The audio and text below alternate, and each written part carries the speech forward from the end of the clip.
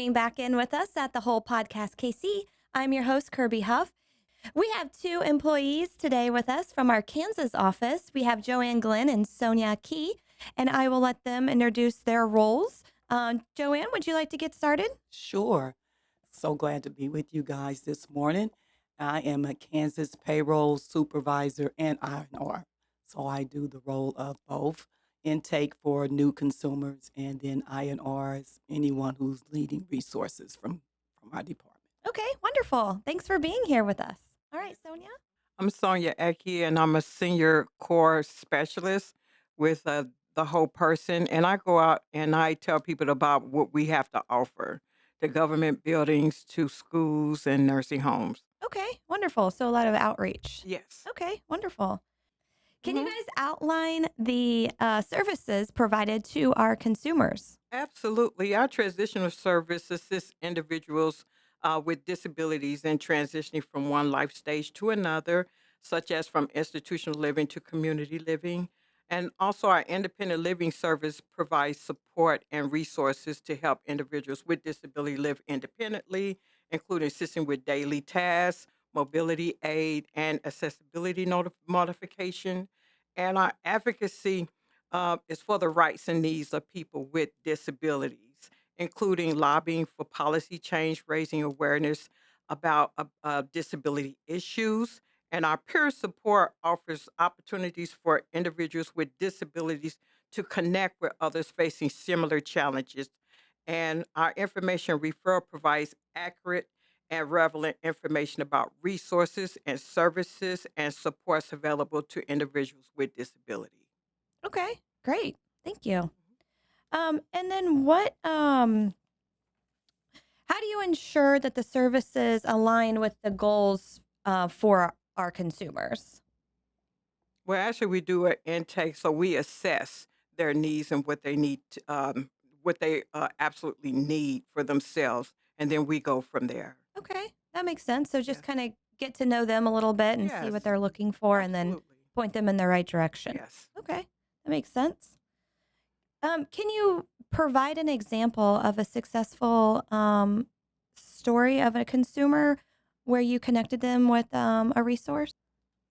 I would say we have several, especially, COVID. We were able to help with food, PPE, um, cleaning supplies. We were able to, come alongside of consumers and help do that. Success stories also would be like getting resources that they might need for uh, utilities, because we have different resources that we can reach out to and try to come alongside our consumers and help them. Okay, wonderful. And how do you collaborate with other specialists within the organization to confirm these the goals are met for our consumers? Well, we have several different other staffs that we can reach out to, like we have housing, which is always a great need for our consumers. So we do have a housing staff person, and we reach out to him. We have IL specialists that we can reach out to and say, hey, can you assist this consumer? They're looking for X, Y, and Z. So we collab with all of our staff. We kind of, commingle and put our heads together and see what the whole person can do to help that consumer. Okay. And can you outline how overview of the payroll and invoicing process? Well, the payroll processing is we use a system called Authenticare, and that allows all of our consumers, workers, to clock in and out on their phone. It has to be the consumer's phone that they time in and out on. And they do that every 2 weeks. We process payroll biweekly. And as long as they're using the phone correctly, then we can, process that.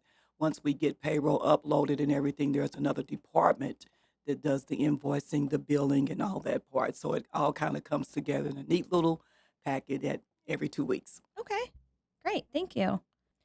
What measures do you take to confirm that there's no discrepancies in the payroll? Oh, there's a lot of measures. So, what we do, we have an audit. Once we print up all of our TNAs, time and attendance reports is what they are. once we print those up and kind of go through the audit and look at them, sometimes we might have a time in, might not have a time out, or vice versa, because they can time out without timing in. So we'll look at those TNAs and kind of do the audit with that, see what we can fix. Also, there's our night support when they have to work whatever that consumer signed up for, which is 6, 7, 8, or 9 hours. And unfortunately, sometimes they don't work the whole set of hours. So we try to educate, especially the worker, because they're the one who's going to be penalized. If they're assigned to work 6 hours and maybe they clock out 5.5 hours, well, they won't get paid for any of that. So we try to always educate the worker and the consumer, because the consumer, of course, is the employer, to let them know, hey, you got to work whatever the consumer signed up for, whether it's 6, 7, or 8, 9 hours. Make sure you don't clock out till maybe 5 after, 10 after, so you can get paid. We want everybody to get paid. Right, absolutely. And you would think that they would want that as well. Yeah, yeah. What strategies do you apply to make sure this is effective? I would say the strategies is just educate, just communicate, talking with them, especially when we get a new consumer that, because sometimes they might be transferring to us from another center for independent living, or they might be brand new to the waiver. And a lot of terminology is very confusing to them sometimes. So we try to educate the consumer and let them know, it's self-direct, which means they are in charge of everything when it comes to setting the schedule for their worker, when it comes to the tasks that they want that worker to do. We try to make sure and communicate with the consumer and also the worker, letting the worker know this is your responsibility, this is your paycheck. So make sure you're timing in, timing out, and just communication is key. Okay. All right. We're going to take a quick break and we will be right back. At TWP Catering, we are more than just mouth-watering sandwiches and salads. We're on a mission to make a difference. How do we do this? By empowering individuals with disabilities to learn essential cooking skills through our Employabilities program. Every bite you take supports a brighter future for someone striving to be more competitive in the job market. TWP Catering, where every sandwich, salad, and dessert serves a purpose. Order with us and make a positive impact today. It's catering with the social conscious.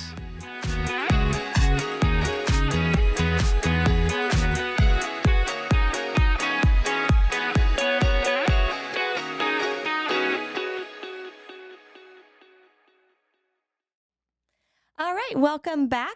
We will get started right back into where we left off.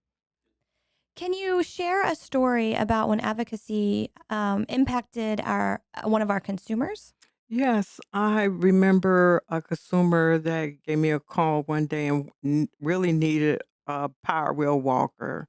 And so I let that consumer know where to go to reach out to in order to get that specific walker that they were needing, and actually transfer them over to that particular department to get the help that they need and make sure that they get the walker that they're wanting. And what about funding? Will they have to pay for that on their own, or is there funding available to help them? No, there's no fund. Well, there's no funding available. So what will happen is that they will have to reach out to their they're on the back of their medical cord to go and get an assessment done, and then it'll go from there. Okay, great. I Um, have one too, Kirby, oh, where sure. we have a plan. Well, it used to be KC Medicine Cabinet. The name was changed to Access KC. Oh, And, people that they need prescriptions, they need hearing aids. There's all type of different things that they need. And there is with Access KC, which used to be KC Medicine Cabinet. So you can go in if you are under that protective income level, and we can go through the process of trying to get them assistance. And I had one consumer who really needed hearing aids. And again, the amount is only $1,800, and it's a one-time lifetime. So it's not once a year. It's once you use that $1,800, you're done. But we were able to she needed two hearing aids, one for the left, one for the right, and we were able to get both of those for her. And she was so excited, and so was oh, I I. bet. So That's was I. I was awesome. really That's such a excited great because story. it actually was my first voucher that I created. So it was very exciting, and was able to get that for her. And I think, just whether to eat or get your prescription, whether to pay your rent, or can I go and get a hearing aid, or can I get, because you can get prescription, your meds, you can get hearing aids, you can get glasses. There's several things that particular resource can help you get. And it's not always known, but if we can get the word out there, that we would love to assist our consumers. Okay, wonderful. That's great. And how do you empower our consumers to take advantage of their own independent living plan?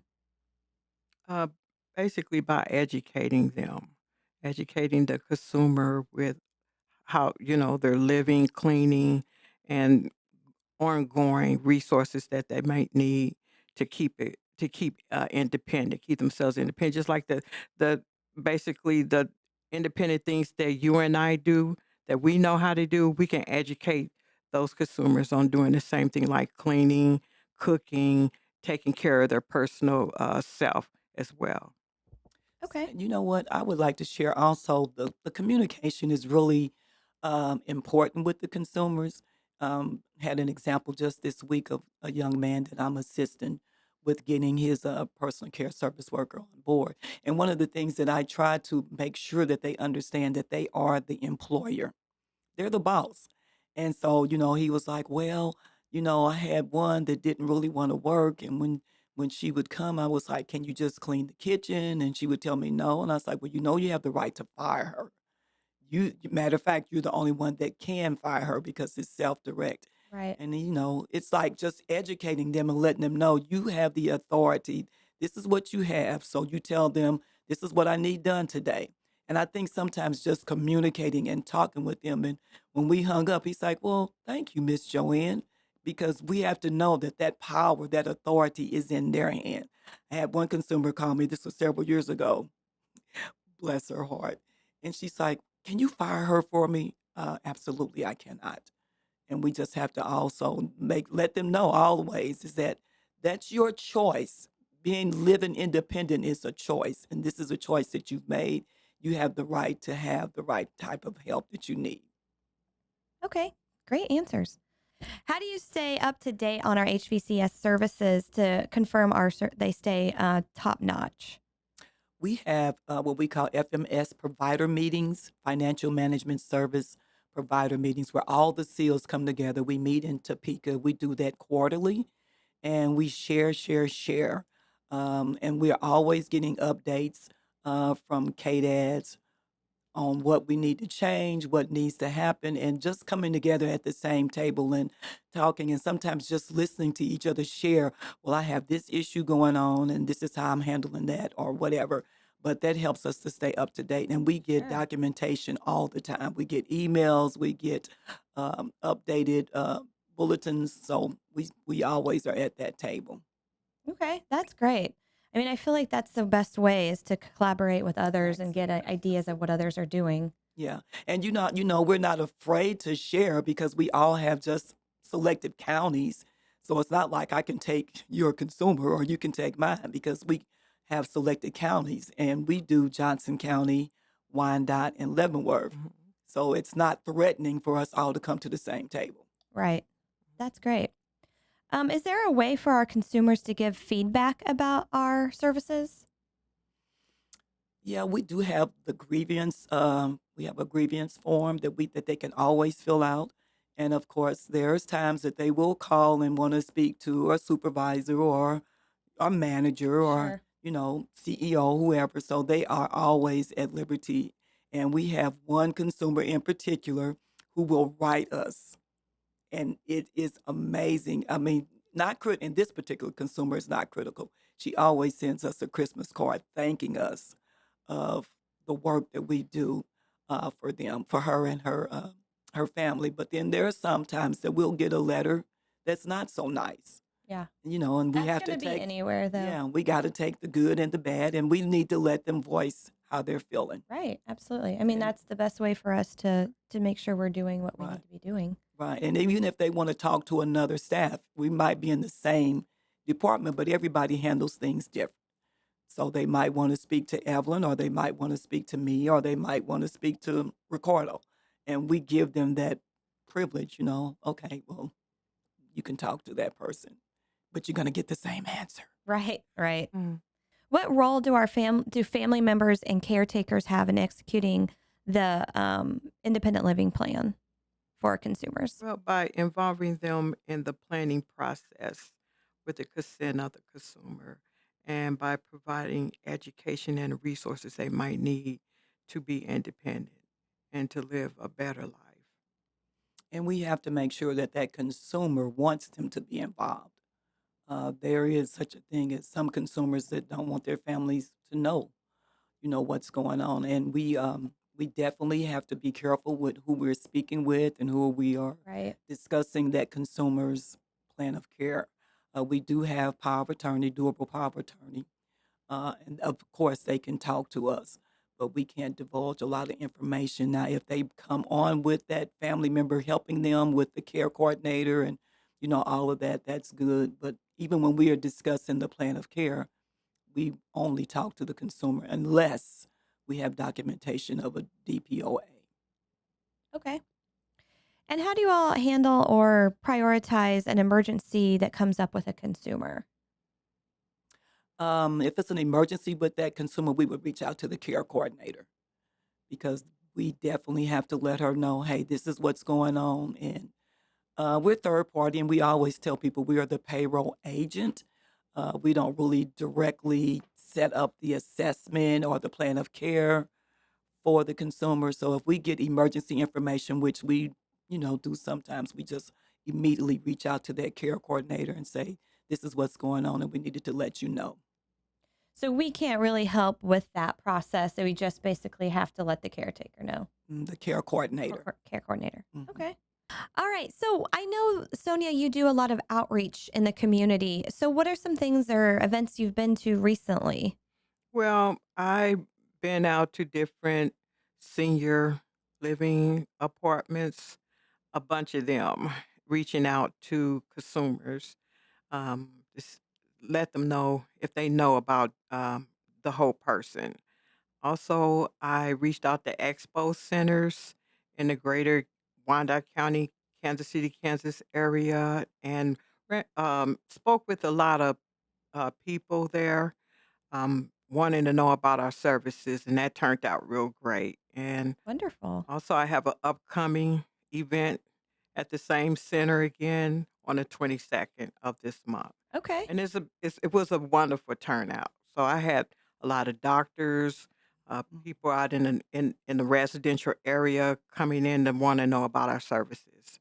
So that's one of the good things that I like about reaching out to different hospitals, nursing homes, retirement centers, government buildings. So I reach out to let them know what we have to offer in the community. Okay. Sonia went to a facility out in, was it Ottawa, Kansas? Or payola? Or Paola? Somewhere way out there. Somewhere way out there. But wonderful, wonderful turnout. It was a rehab center. So she shared all the information that we had to offer to the consumers.